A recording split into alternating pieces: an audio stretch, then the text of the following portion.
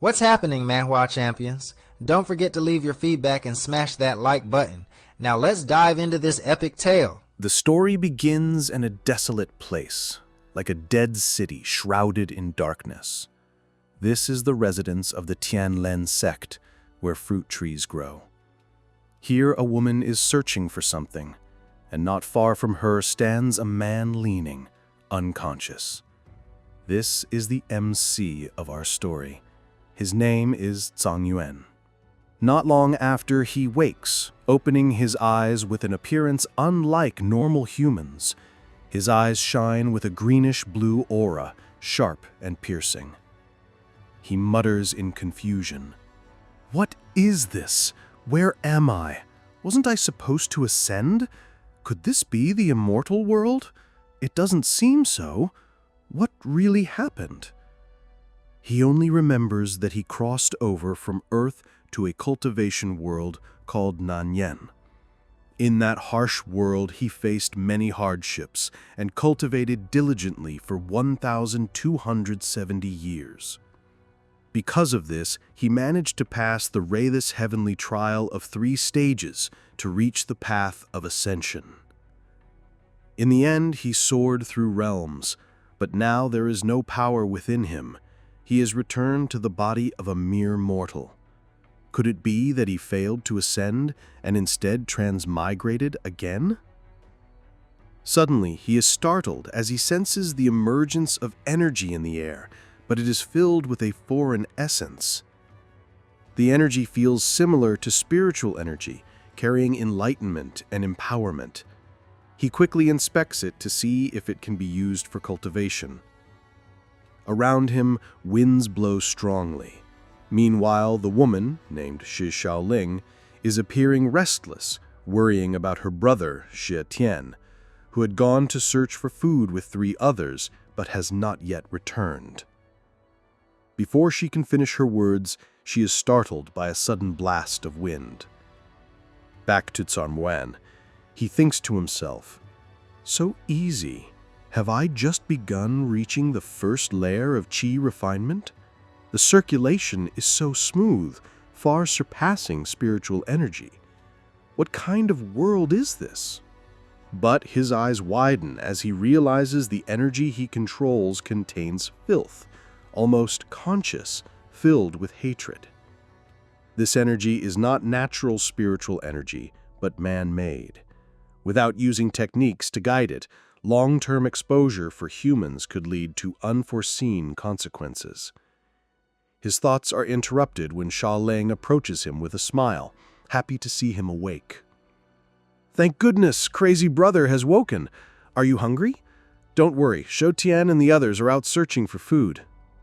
But instead of calming, Zangyuan snaps. "Who are you, woman?" Shocked, Shaoling asks if he's no longer crazy, wondering if this is real or a dream. Slowly, Zangyuan remembers faintly that he was indeed crazy before, and it was thanks to this woman that his mind began to clear. But he remains confused about what truly happened to him.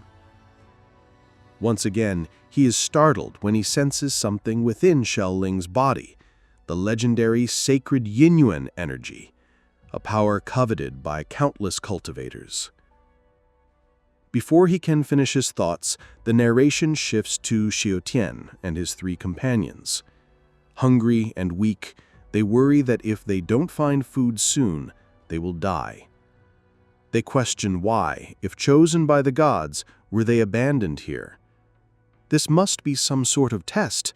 Didn't those chosen in the past all become immortals?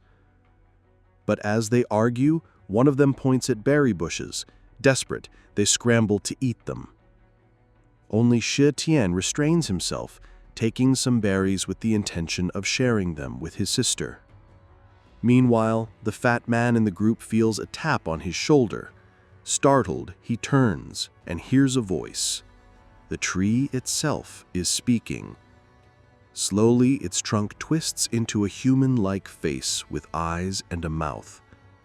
Not just one tree, but all of them speak, claiming to be loved by the immortal god Tai Su, who watches them all. Terrified, the group flees, but one, named Xianzi, runs the wrong way. Back to Shaoling, she introduces herself and asks if her brother remembers her. Was the medicine she picked a few days ago helpful? Zangyuan interrupts her sharply. I am not your crazy brother. Where are we? What world or country is this? Tell me specifically. Stunned, Shaoling realizes he has truly recovered and with hesitation answers, This is the nation of Zheng, within the territory of the Tianlan sect. Zangyuan mutters that he's never heard of it. This can't be the Nanyan world.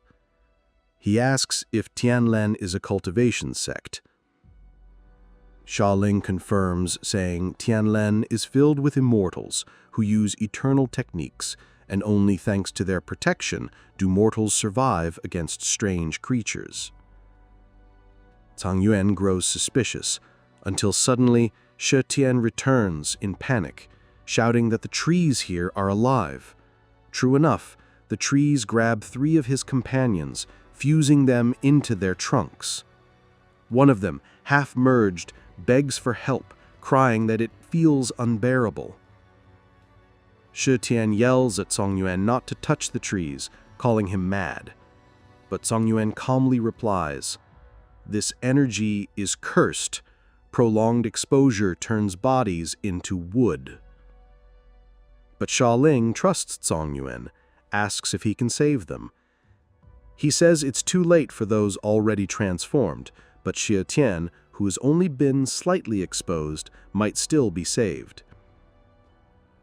When She Tian admits they not only touched but ate the berries, Zangyuan examines them and confirms the fruits are corrupted, hence the transformation. She Tian is horrified. Then, are all these trees actually living people who suffered the same fate? But weren't we chosen by the immortal god Tai King? Why would immortals do this to us? Zangyuan coldly responds, Immortals who plot such things are nothing but demons. He then turns to Shaoling, saying he needs something from her. In return, he will help them escape. Startled, Shaoling asks what he means, but Zangyuan says what he needs is vital, but as part of the deal, she can also ask for one request. Without hesitation, Shaoling says, Protect me for life. Zangyuan pauses, thinking it reasonable in such a dangerous world. Human lives last barely a century. Though troublesome, it's not excessive in exchange for the precious Yanyan energy. He agrees. Very well, let's make a pact. He then sits down to accept her energy. Though Shaoling insists on a promise, Zangyuan focuses only on his cultivation. Even if this energy is flawed, right now I have no choice.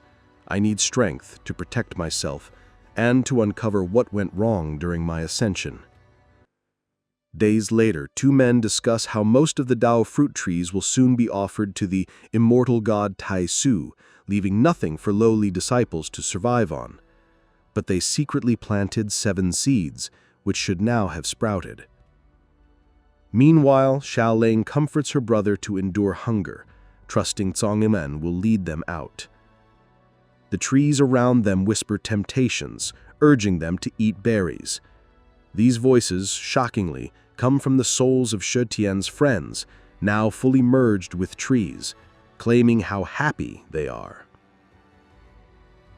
Soon the 2 disciples arrive, cursing at seeing 2 seeds not yet sprouted.